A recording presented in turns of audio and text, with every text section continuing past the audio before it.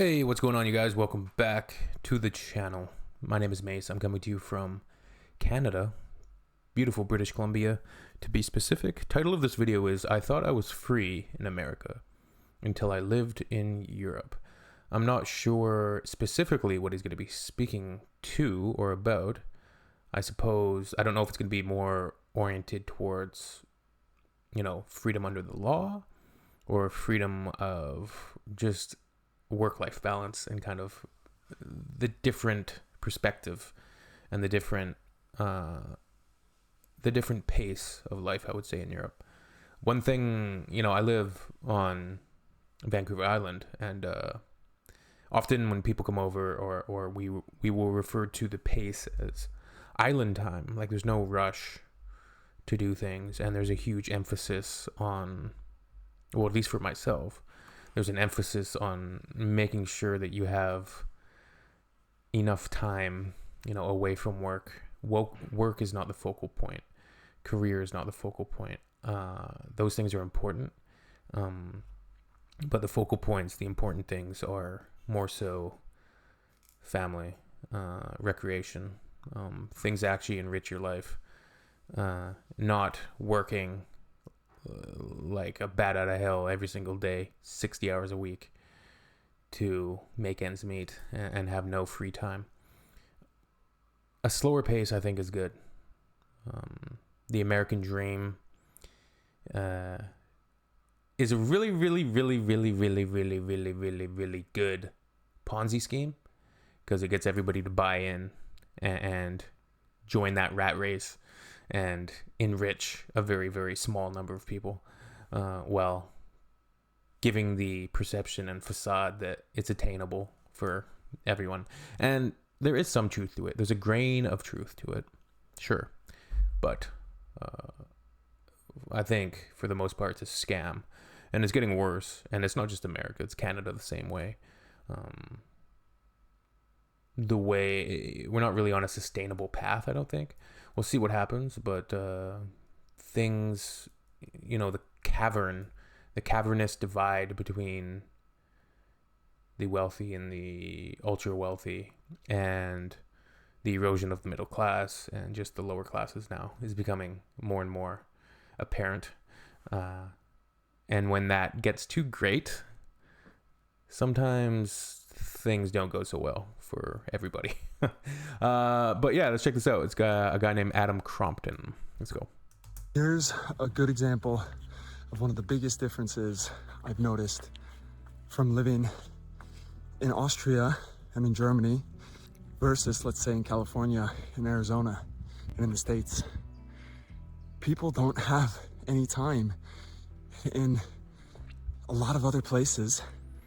Let's say America, let's say some places in Asia, like I just saw, they don't have the time and the energy to be out and about and enjoying the great outdoors in the world around them.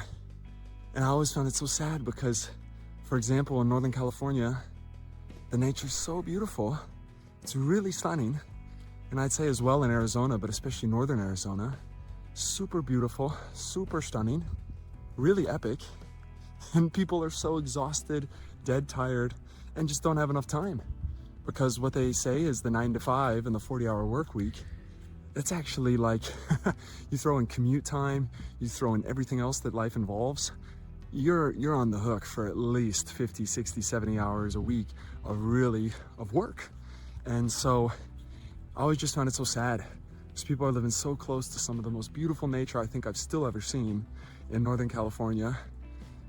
And the beaches nearby, the redwoods, sequoia trees in the redwoods, some of the oldest trees, biggest, largest, oldest trees on the planet. Yeah, he certainly makes some good points. Say you work 9 to 5 and you have a substantial commute time. You're getting up at 7:30, and that's probably on the late end of things. Some people are probably getting up at, say, 5:30.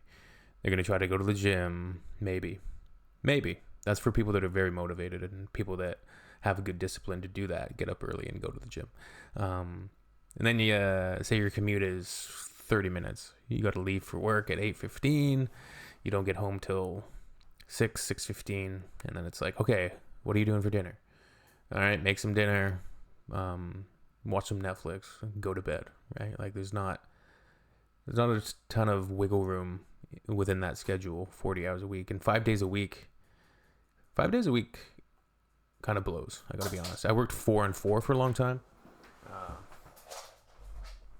4 days on, 4 days off, which I think is better, but a lot of the times with that type of schedule, you're working a lot longer hours. You're going to be working 12-hour shifts, with which I was able to do, I think, pretty easily and still be able to, go to the gym and things like that. But 12-hour shift, man, that's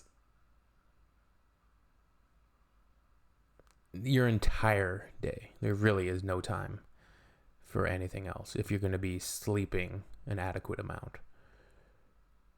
That said, some of those schedules you can get 4 days off, which affords you the time to get out in recreation and go camping, go to the lake, or go play sports, or do whatever you like to do for extracurriculars and recreation. But usually that first day off is kind of a recharge day. You're very tired, and then you get back into it. I do kind of like my current job where I'm working less hours, about 35 hours a week, and shorter shifts, so it's not so, I still have a lot of time to do things throughout the day and before and after work, which is nice. So it's about finding what works for you, finding a balance that works for you. Some people are incredibly ambitious and they're at their best and they feel the best mentally and physically when they are working, innumerable hours per week and really, really getting after it. They're locked in, as they say today. They're locked in 24/7, right? And then we have to be careful with all of the time sucks that are now so prevalent, such as social media, Facebook Reels, Instagram, all of these things that are vying for your attention. And that's what a lot of the social media economy is about, getting eyeballs on things and keeping them there. Time is now, or your time, I should say, is a commodity. And I think it's smart to be cognizant of that and try to make sure you're limiting screen time and finding things that are constructive for you, hobbies, activities that you enjoy, that are enriching for yourself and your life and stimulating. So finding those things is important. For me, I do music.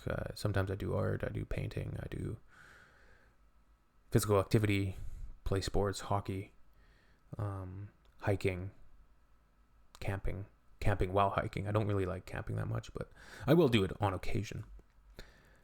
I haven't painted in a long time, actually, but the paintings you see in the background, I don't know if you can really see any in this particular video. I can change the orientation. And yet, so you guys can see. Let's change it here for a second. There we go. But yeah, let's just finish this video, right? Why don't we? I'm a bit of a windbag today. people never really have the time to get out to these places. And in some ways, they're also not necessarily super accessible unless you have a car. So, again, it's so awesome. Welcome to so Canada. Beautiful back there. Don't get me wrong. But one of the things I love about being here in Europe is that people actually have the time, and it's better work-life balance. And people have an understanding for, there's this idea in economics, right? Diminishing returns, diminishing marginal returns. The more you do of the same thing, it has less and less benefits, returns, or profit for you. And the more and more time working, it really doesn't necessarily have so much of a big benefit for you. And that's one of the other reasons why I love living in Europe. So beautiful here. You can just hang out on the bench. That little musical sample almost sounded like Guilty Conscience by Eminem, which of course with a sample of a 1970s musical soundtrack. Yeah, interesting video. We've seen videos like this before talking about work-life balance. I think sometimes they put on a bit of a rose-colored glasses, like, you know, making Europe seem like this like incredible place where you barely have to work and you can survive and do all the things that you want on the side. But I think inflation and prices, rent prices, housing prices grocery prices, whatever it might be, job markets, they're not necessarily perfect as sometimes it might give the impression of in some of these videos. I think there's more similarities probably than differences between, say, Canada, USA, and what did you say, Austria and Germany.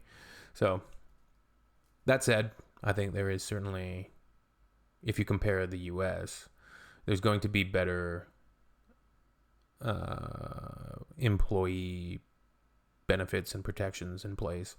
There's going to be guaranteed vacation times, or maternity, paternity leaves, sick days. There's going to be better employee protections, I would say. All right. See you all on the next one. Peace.